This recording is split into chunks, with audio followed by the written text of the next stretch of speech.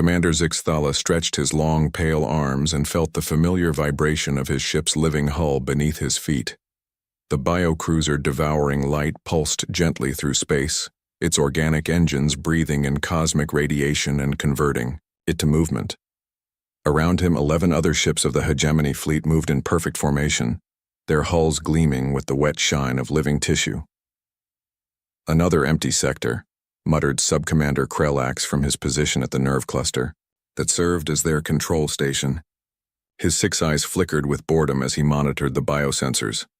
3 cycles without contact. The rim worlds grow quiet. Zixthala nodded, his mandibles clicking with mild annoyance. For 3,000 years, the hegemony had ruled this part of the galaxy. Their bioships were works of art and terror, grown rather than built, alive rather than mechanical. Each vessel was a predator, designed to hunt and kill with elegant brutality. The sight of a hegemony fleet had made entire star systems surrender without firing a shot. But lately, the outer rim had become boring. Too many worlds had already fallen. Too many species had learned to submit at the first sight of their organic warships. Zixthala missed the old days when enemies would at least try to fight back. "Commander," Krelax said, his voice carrying a note of interest for the first time in days. "I detect something unusual. Grid 77 Alpha." Zixthala moved to the viewing membrane, a transparent section of the ship's hull that could focus like a giant eye. The stars shifted as the devouring light turned its attention to the coordinates. At first he saw nothing but empty space and distant stars. Then the sensors found it. "By the void," Zixthala whispered. "What is that thing?" The object on their screens defied easy description. It was massive, easily 3 times the size of their largest biocruiser. But where hegemony ships flowed with organic curves and pulsing bioluminescence, this thing was all angles and hard edges. It looked like someone had taken a mountain and covered it in metal plates and weapon ports. "It appears to be artificial," Krelax reported, his voice uncertain. "But the construction methods are unknown. No biological components detected. The entire structure appears to be dead." Dead? Zixthala felt a chill run through his carapace. How can something that large be completely lifeless and still function? The sensor readings made no sense. The vessel was constructed entirely of refined metals and synthetic materials. No living tissue anywhere.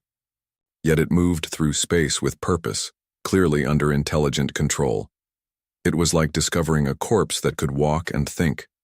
Meanwhile, 3,000 kilometers away, Captain Jake Morrison stood on the bridge of the USS Dakota and studied the tactical display with professional interest.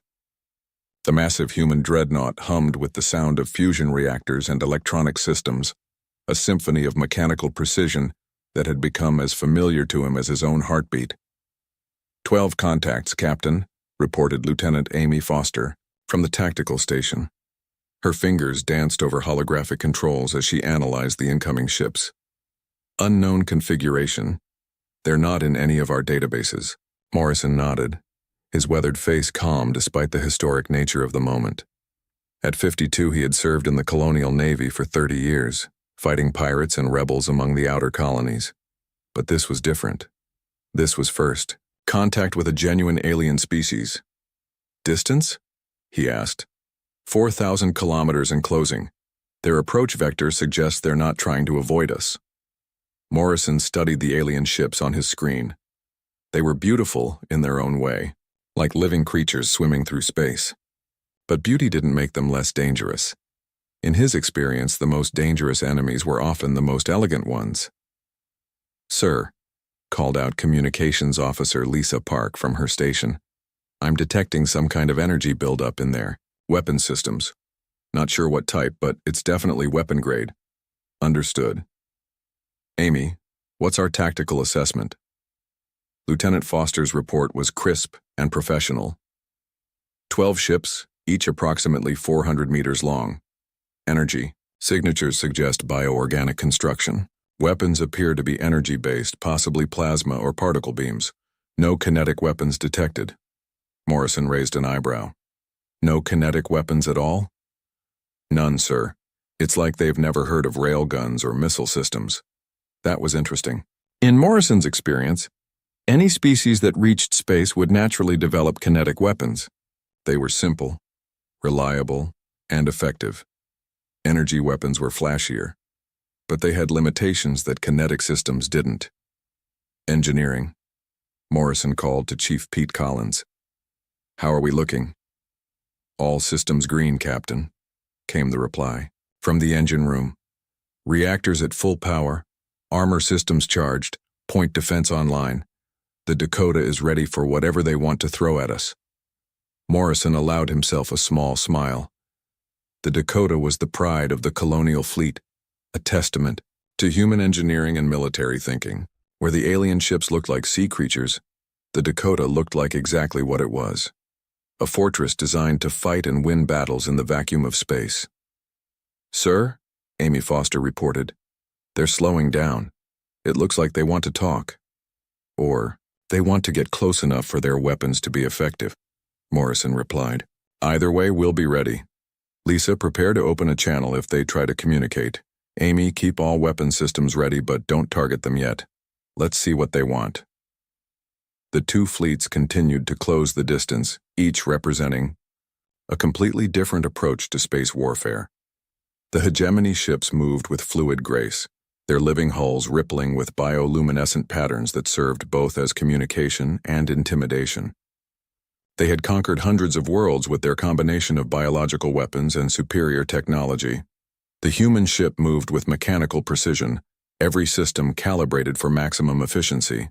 It represented humanity's first serious attempt at building a warship designed specifically for combat against unknown alien threats. Neither side fully understood what they were about to encounter. "Commander," Zixthala watched the human vessel grow larger on his screens and felt something he had not experienced in decades. Uncertainty. The alien ship's design made no sense according to everything the hegemony knew about space warfare. It was too large, too heavily armored, and too obviously designed for prolonged combat. "Commander," Krelak said quietly, "perhaps we should call for reinforcements." Zixthala's mandibles clicked in what might have been laughter. 12 bio-cruisers against one alien vessel? What kind of commander would I be if I called for help against such odds? But even as he said it, something deep in his genetic memory whispered warnings. This was not going to be like their previous conquests. The two forces continued their approach, neither knowing that this moment would change the balance of power in their entire sector of the galaxy. The hegemony fleet moved into their traditional attack formation with practiced ease. The 12 bio-cruisers spread out in a flowing pattern that looked like a hunting pack of space predators. Each ship pulsed with different colors, creating a light show that had terrorized countless worlds across the galaxy. Commander Zixthala felt the familiar rush of anticipation as his fleet prepared for what should be a simple conquest. The Devouring Light and her sister ships had performed this dance hundreds of times. First came the intimidation display, then the surrender demand, then either submission or a brief one-sided battle. "Weapon organisms are charging," reported Krelax, his 6 eyes gleaming with excitement. "Acid pods ready, plasma feeders active, viral spores prepared for deployment." The bioweapons were works of art in themselves. Each ship carried living ammunition that could eat through metal, melt armor, or infect enemy systems with consuming biological agents. No known material could resist them for long. "Begin the approach pattern," Zixthala commanded. "Standard intimidation sequence. Let them see what they face." The alien ships began their attack run, moving in the graceful spirals that had become their signature across the galaxy. Their hulls rippled with threatening colors, while weapon ports opened like hungry mouths. Bioluminescent patterns flowed across their surfaces, telling the story of conquest and death in living light.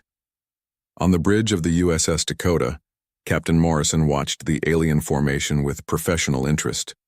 The ships moved beautifully, he had to admit, like a school of deadly fish preparing to strike. "Interesting pattern," he commented to Lieutenant Amy Foster. "Very coordinated. They've done this before." Amy nodded, her hand steady on the tactical controls despite the historic nature of the moment. "It's definitely a practiced maneuver, sir. Looks like they're trying to surround us. Let them, Morrison said calmly. Lisa, any attempt at communication yet? Communications Officer Lisa Park shook her head. Nothing, sir. But I'm detecting a lot of activity on various frequencies. Might be internal communications. Morrison studied the approaching ships with the eye of a veteran warrior. Their formation was impressive, but it had a fatal flaw. They were positioning themselves as if they expected their enemy to stay still and accept whatever they planned to do. Amy, turn us to face them, he ordered. Aye, sir. The USS Dakota began to rotate on its axis with mechanical precision. The massive dreadnought moved like a fortress, deciding which wall to present to attackers. Its movement was deliberate, calculated, and utterly without fear. This was the moment everything changed. As the human warship turned, the alien fleet got their first clear look at what they were facing. The Dakota's true size became apparent as it presented its full profile. The ship was not just large, it was impossibly overwhelmingly massive. It dwarfed their largest biocruiser like a mountain compared to a tree. But size was not what froze the hegemony fleet in space. It was the weapons. The Dakota's hull was covered with weapon systems like a metal porcupine. Railgun turrets the size of buildings tracked smoothly as the ship turned. Missile launch tubes clustered in groups of dozens. Point defense lasers bristled from every surface. The ship carried more firepower than some entire planetary defense fleets. By the void, whispered Krellax, his voice barely audible. What kind of species builds something like that? But even that was not what stopped the alien hearts from beating. As the Dakota completed its turn, every weapon system on the massive ship suddenly locked onto a different target. 12 alien ships found themselves simultaneously targeted by weapons they did not understand, guided by sensors that seemed to see through their biohulls like they were made of glass. The targeting was perfect. Not approximately correct, not close enough for space combat, but mathematically perfect. Each railgun was aimed at the exact center of mass of its assigned target. Each missile tube was angled to intercept the most likely evasion routes. Each energy weapon had calculated the precise angle needed to penetrate alien armor at maximum efficiency. In the space of 3 heartbeats, the human ship had acquired firing solutions for 12 different targets moving in complex patterns. The calculations involved were staggering. Even the hegemony's best biocomputers needed minutes to achieve such precision. The Dakota had done it in seconds. Commander. Krellax's voice shook with something the hegemony had forgotten existed. Fear. They have target locks on all our ships, all of them, at the same time. Zixthala stared at his tactical display in disbelief. The human ship's targeting system showed as a web of interconnected lines, each one representing a weapons solution that could destroy a biocruiser with single shots. The precision was impossible. No species could process that much tactical data that quickly. How? He whispered. How can one ship target our entire fleet? On the Dakota's bridge, Lieutenant Amy Foster reported with professional calm. All targets acquired, sir. Firing solutions locked and updated in real time. They've stopped moving. Captain Morrison nodded, unsurprised. He had seen this reaction before, though never from aliens. There was something deeply unsettling about being targeted by weapons you could not understand, guided by computers that seemed to think faster than biological minds could process. Engineering, he called to Chief Pete Collins. Power levels? All systems nominal, Captain. Reactors barely above idle. We could maintain this level of operation for weeks without strain. Morrison allowed himself a small smile. The Dakota's computer systems were drawing less power than a small city, but they were processing tactical information at a rate that would have been impossible for any biological intelligence. Quantum processors and artificial intelligence worked together to create a targeting system that could handle hundreds of simultaneous targets without strain. The alien fleet hung motionless in space, each ship locked in the crosshairs of weapons they could not comprehend. Their graceful attack formation had become a death trap. Every move they made was already calculated and countered by the human ship's computers.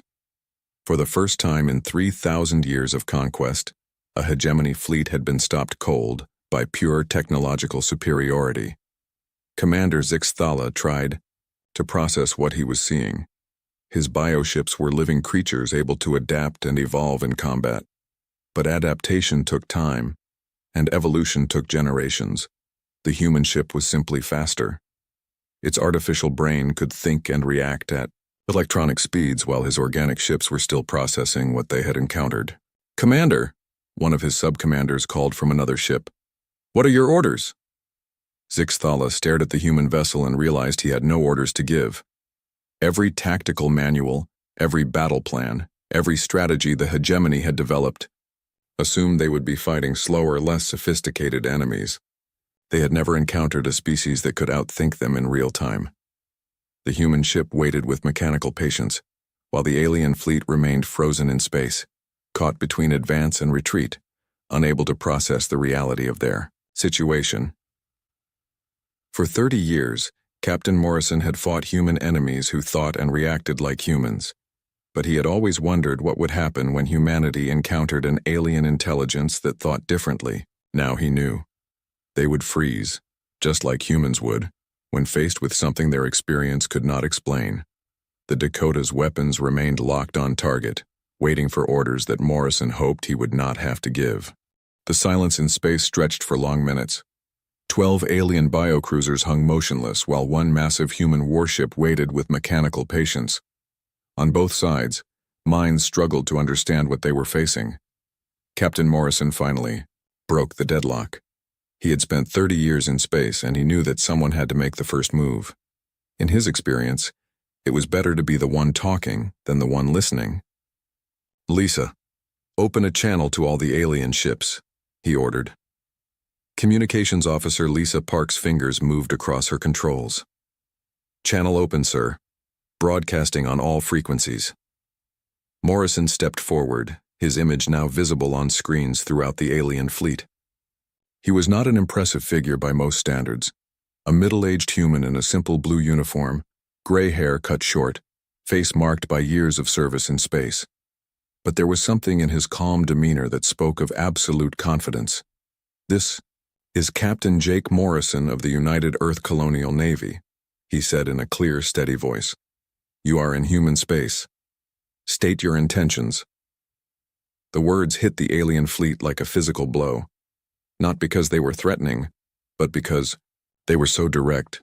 No elaborate titles, no artistic speeches, no complex diplomatic protocols. Just a simple question that demanded a simple answer.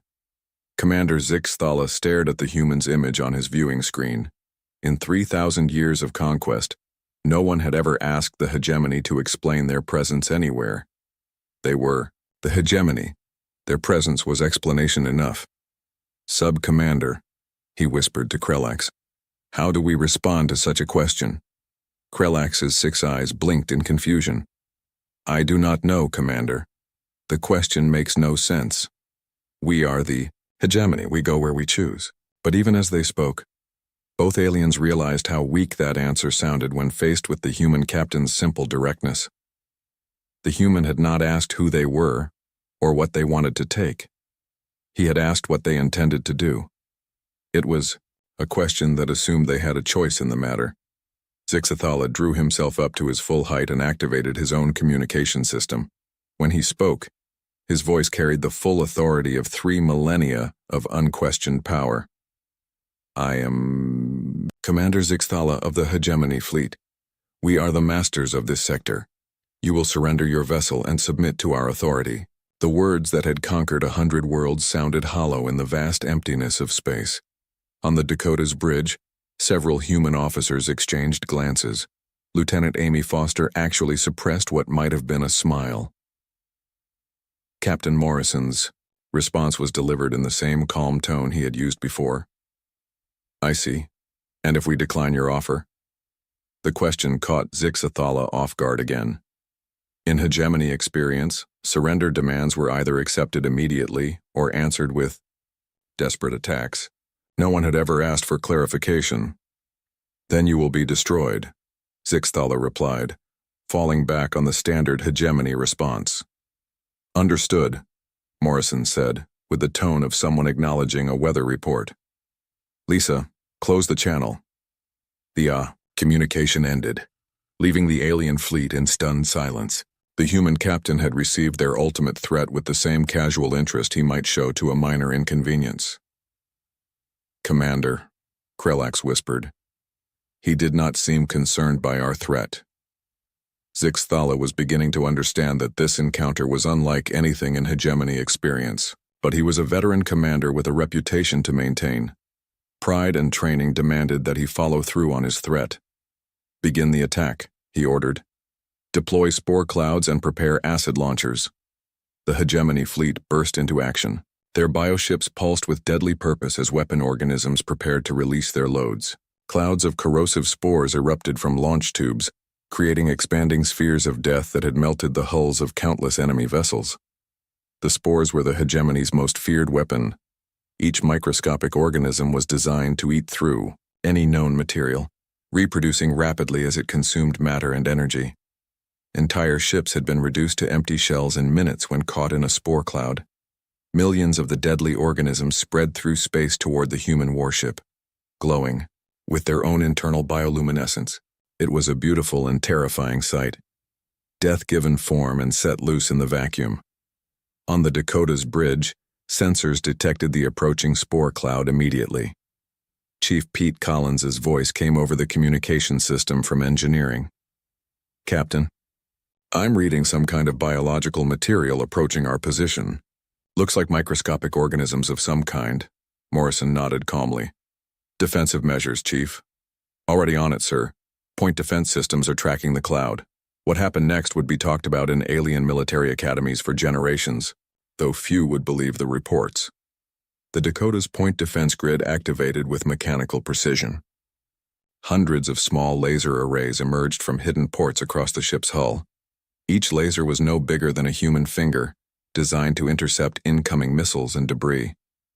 But human military engineers had built them to be very, very precise.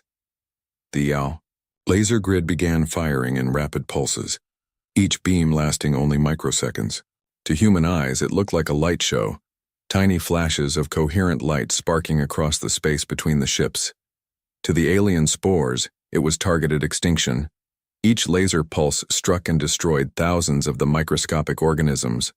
The computer systems controlling the defense grid calculated the exact frequency needed to disrupt the spore's biological processes, then delivered that energy with surgical precision. In the space of 30 seconds, millions of deadly organisms were reduced to harmless carbon compounds floating in space. The most feared weapon in the hegemony arsenal had been completely neutralized by what the humans considered basic defensive systems. The alien fleet watched in horror as their ultimate weapon simply vanished, eliminated by technology they did not understand operating at speeds they could not match. "Impossible," breathed Krelax. "The spores can eat through anything. They have destroyed battle fleets." But Commander Zixthala was beginning to understand a terrible truth. The spores could eat through anything the hegemony knew about. But the humans had built their ship from materials and principles that the aliens had never encountered. On the Dakota, Chief Collins reported the results with professional satisfaction. "Threat neutralized, Captain. Point defense worked perfectly. Should I be worried about this stuff?" Morrison looked at the tactical display showing the now harmless remains of the alien attack, then at the frozen enemy fleet on his main screen. His response was transmitted automatically to the alien ships through the still-open monitoring channel. Was that supposed to be an attack? The question hung in space like a physical weight. The hegemony had just deployed their most feared weapon, and the human captain was asking if it qualified as an attack. Commander Zixthala felt something he had never experienced in his long military career. The cold certainty that he was completely out of his depth. These humans did not just have better weapons or stronger ships. They thought about warfare in ways that made hegemony tactics seem like children playing with toys. The bioships hung in space, their commanders struggling to process what they had witnessed. For the first time in 3,000 years, a hegemony attack had been casually dismissed as inadequate, and the human ship waited patiently for their next move, its weapons still locked on target, its crew calmly ready for whatever the aliens might try next. The balance of power in the galaxy had just shifted and only one side fully understood what had happened. The communication channel remained open between the human ship and the alien fleet. What followed was not the usual exchange of threats and demands that marked most first contact situations.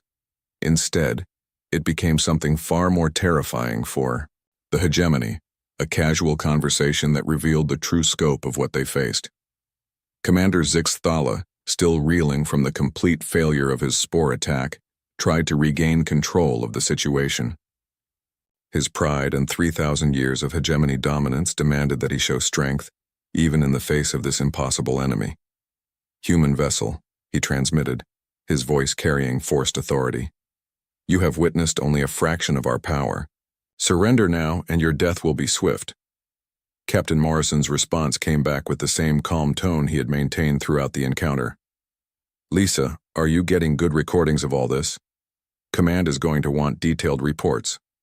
The casual comment, meant for internal communication, reached the alien fleet through the open channel. The implications struck the hegemony commanders like ice water in their veins. The human captain was not treating this as a desperate battle for survival. He was treating it as a routine patrol encounter that would require paperwork when he got home. "Sir," came Lieutenant Amy Foster's voice over the channel. "Based on their formation and weapon signatures, these appear to be patrol vessels. Intelligence suggests their standard tactics rely on biological warfare and energy weapons. Our kinetic barriers should be completely effective against anything they can deploy." The professional analysis reached alien ears with devastating clarity. The human tactical officer had studied their ships for a few minutes and already understood their capabilities better than some hegemony commanders understood their own vessels. But worse was the casual dismissal of weapons that had conquered star systems. Completely effective meant the humans were not just confident. They were certain that nothing the aliens could do would even damage their ship. Sub-Commander Krelax leaned close to Zixthala and whispered urgently, "Commander, they speak as if this encounter is routine for them, as if they have faced fleets like ours before." "Impossible," Zixthala replied, but his voice lacked conviction. "We are the only spacefaring power in this sector." On the Dakota's bridge, Communications Officer Lisa Park looked up from her console with interest. "Captain, I'm intercepting their internal communications. They're not using any encryption. Should I translate what they're saying?" Morrison nodded. "Put it on speaker. Let's see what they're thinking." The alien voices filled the bridge, automatically translated by the ship's computers. The humans listened with growing amazement as the hegemony commanders revealed their confusion and growing fear. "How many ships do they have?" one alien voice asked. "This cannot be their entire fleet," another replied. "No species sends a single ship to face the hegemony." "But if this is just one ship, where are the others?" Lieutenant Amy Foster looked at her captain with surprise. "Sir, they think we're the advanced scout for a larger fleet." Morrison considered this information. The aliens had sent 12 ships to investigate what they thought was empty space. That suggested they were either very confident or very stupid. Given their reaction to his ship, he was beginning to think it was the former. "Chief Collins," Morrison called to engineering, "what's our status on the new weapon systems? Command wanted field testing data." The chief's voice came back cheerfully. "All systems green, Captain. The new railguns are performing perfectly. Reactor output is steady. We could maintain full combat readiness for weeks without strain." The conversation, still being transmitted to the alien fleet, hit the hegemony like a series of hammer blows. The humans were not just unafraid. They were disappointed. They had come here hoping for a real test of their weapons, and 12 alien ships were apparently not enough to provide meaningful data. Commander Zixthala felt his world collapsing around him. These humans spoke of his fleet, 12 biocruisers that had conquered dozens of worlds, as if it were a minor training exercise. "Lisa," Morrison continued, "send a message to Admiral Chen. Tell her we've made contact with local aliens. Current threat assessment is minimal. Request instructions. For next phase of exploration." The message that reached alien sensors was automatically translated and distributed through the hegemony fleet. The effect was immediate and devastating. Admiral Chen. There was an Admiral Chen, which meant there were more human ships, many more. And this massive, impossibly powerful warship was just one vessel in a fleet large enough to require an admiral. Commander, Krelax's voice was barely a whisper. If this ship requires an admiral to command the fleet it belongs to, how many ships do the humans have? Zix Thala could not answer. In hegemony experience, admirals commanded hundreds of ships. If the humans followed similar patterns, they possessed a fleet that dwarfed anything the hegemony had ever assembled. The communication channel crackled as another voice joined the conversation from the human ship. Captain Morrison, this is Ensign Kelly in Sensor Analysis. I'm reading interesting energy patterns from the alien ships. Their power systems appear to be biological in nature. I've never seen anything like it. Understood, Kelly. Add it to your report. The science teams back home will be fascinated. Science teams. The humans had science teams studying alien technology. They were not just warriors. They were researchers, explorers, people who studied new things with systematic curiosity, rather than simply destroying them. But what terrified the aliens most was the tone of these conversations. The humans were not excited by first contact with an alien species. They were not awed by the hegemony's organic technology. They were mildly interested, the way scientists might be interested in discovering a new type of bacteria. Captain, Amy Foster reported, I'm getting some unusual readings from their weapons systems. It looks like they're charging up for another attack. Morrison sighed, a sound that carried clearly over the communication channel. Well, I suppose they have to try. It's probably required by their military protocols. Amy, make sure all defensive systems are ready. I don't want to have to explain battle damage to the repair crews. The casual dismissal of an impending attack by the combined firepower of 12 hegemony warships struck the alien fleet like a physical blow. The human captain was not preparing for a desperate battle. He was annoyed at the prospect of having to fill out damage reports. Commander Zix Thala stared at his tactical display and realized that everything he had believed about warfare, about power, about the hegemony's place in the galaxy, was wrong. These humans did not see his fleet as a threat. They saw it as an inconvenience. All ships, he transmitted to his fleet on a secure channel. Hold position. Do not attack. We need to reassess this situation. But even as he gave the order, Zix Thala knew that no amount of reassessment would change the fundamental truth he was facing. The hegemony had encountered a species that was not just more powerful than they were. It was a species that operated on a completely different level of warfare, technology, and thinking. And that species was apparently so confident in their superiority that they sent single ships to explore territory that the hegemony considered their own. The galaxy had just become a much more dangerous place, and the hegemony was no longer at the top of the food chain. The standoff continued for another hour. 12 alien biocruisers hung motionless in space while the massive human warship waited with mechanical patience. On both sides, commanders weighed their options and found them wanting. Captain Morrison had spent the time reviewing intelligence reports and consulting with his senior staff. The aliens had not attacked again after their failed spore assault, which suggested they were capable of learning. That was good. It meant they might be capable of reason. Amy, he said finally, what's your assessment of their current status? Lieutenant Amy Foster studied her tactical display before answering. They're maintaining formation but not charging weapons. Power levels suggest they're running normal operations, not preparing for combat. I think they're waiting to see what we do next. Morrison nodded. In his experience, that was usually a good sign. Enemies who wanted to fight did not wait around for conversations. Enemies who waited were usually looking for a way to avoid getting killed. Lisa, open a channel to their lead ship. The communication link activated, and once again Captain Morrison's image appeared on alien screens throughout the hegemony fleet. But this time, his message was different. Commander Zix Thala, Morrison said, using the alien's name with casual familiarity, I've been thinking about our situation. You came here with 12 ships expecting to find empty space. Instead, you found us. I imagine that's caused some problems for your mission planning.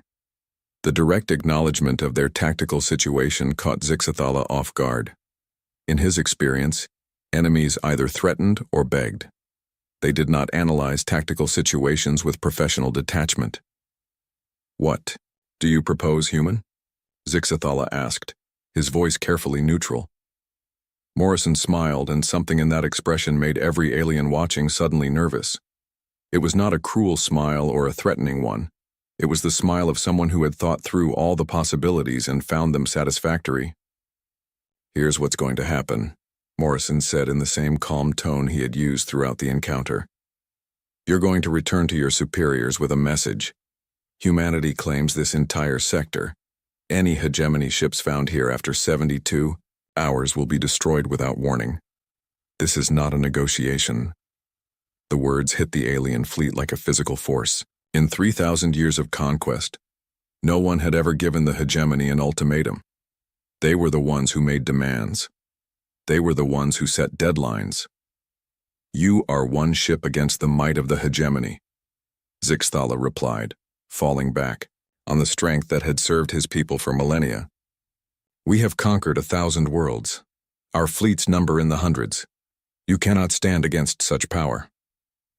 Morrison's response came back immediately, delivered with the confidence that had defined humanity's expansion into space.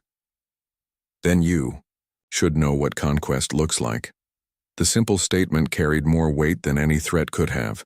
It suggested that humans had conquered before, that they understood the process, and that they were confident in their ability to do it again.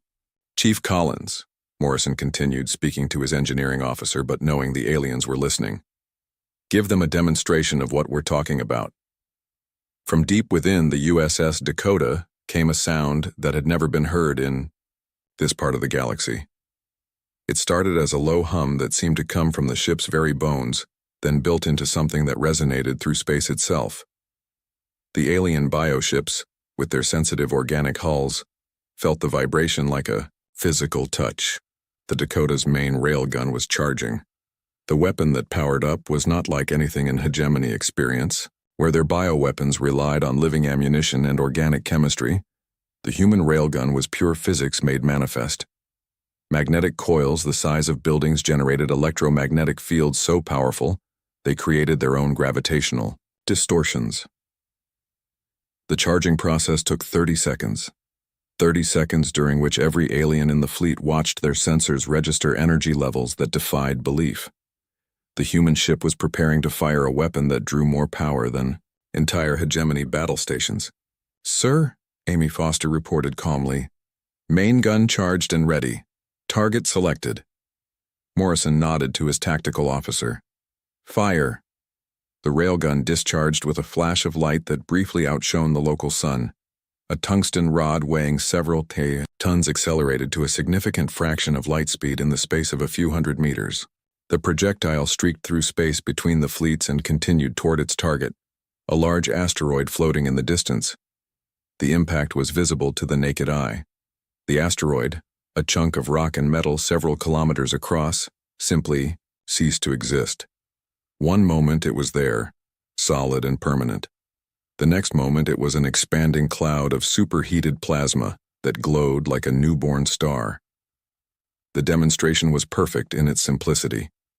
No exotic weapons, no mysterious technology, just kinetic energy applied with devastating precision.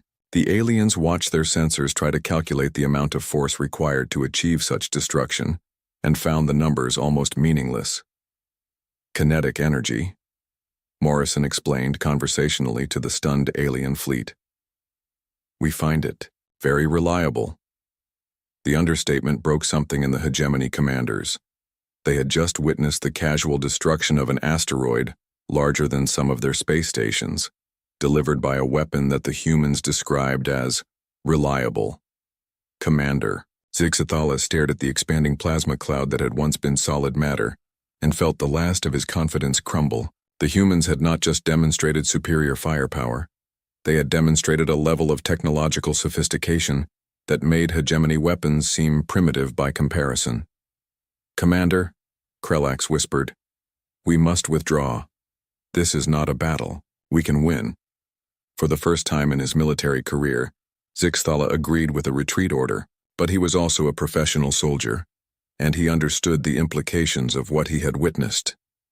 "Human captain," he transmitted, his voice carrying the weight of defeat. "Your message will be delivered." Morrison nodded with professional satisfaction. "I thought it might be. You have 72 hours, Commander. I suggest you use them wisely." The hegemony fleet began its slow turn away from human space, their graceful bioships moving with none of their earlier confidence. As they prepared to jump to faster-than-light travel, Morrison's voice reached them one final time. "Commander, Zixthala," the human captain said, his tone almost friendly. "When you report to your superiors, make sure they understand one thing. This was just a patrol ship. We have much larger vessels if the situation requires them." The communication ended, leaving the alien fleet to contemplate the implications as they fled toward home. If the Dakota was just a patrol ship, what did human battle fleets look like? As the biocruisers disappeared into hyperspace, Captain Morrison turned to his tactical officer. "Amy, think they'll be back?" Lieutenant Foster considered the question seriously. "Oh, they'll be back, sir. But next time they'll bring everything they have." Morrison smiled and settled back into his command chair. "Should be more interesting." On the bridge of the USS Dakota, the crew returned to routine patrol duties.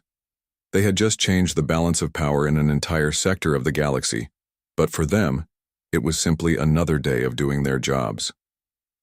In the depths of space, the plasma cloud that had once been an asteroid continued to expand, a glowing reminder of what happened when humanity decided to make a point. The galaxy was about to become a very different place.